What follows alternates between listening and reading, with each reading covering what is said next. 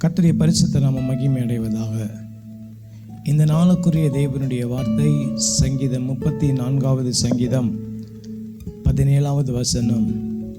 நீதிமான்கள் கூப்பிடும்போது கர்த்தர் கேட்டு அவர்களை அவர்களுடைய எல்லா உபத்திரவங்களுக்கும் நீக்கலாக்கி விடுகிறார்.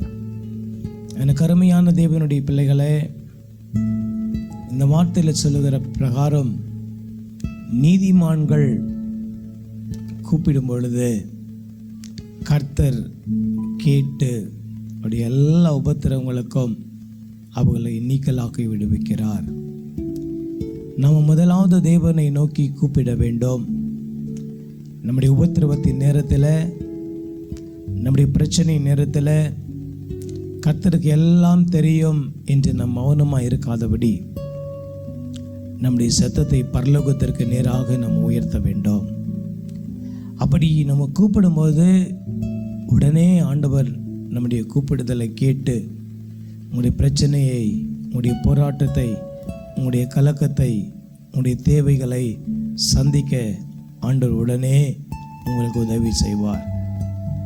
நம் கஷ்டப்பட்டு அந்த கஷ்டத்தோடு நாம் நடக்காதபடி உங்களுடைய கஷ்டங்களை போக்குகிற கர்த்தரை நோக்கி நாம் கூப்பிட நாம் கற்றுக்கொள்ளுவோம்.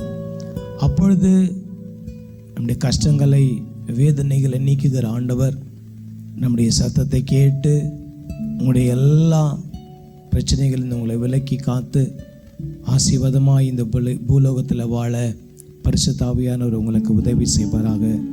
நாம் கூப்பிடுவோம். தேவன் நமக்கு உதவி செய்து நம்முடைய காரியங்களை சரிப்படுத்தி நம்மை ஆசீர்வதிப்பாராக. கர்த்தர் தாமே இந்த வார்த்தைகளை ஆசீர்வதிப்பாராக. ஆமென்.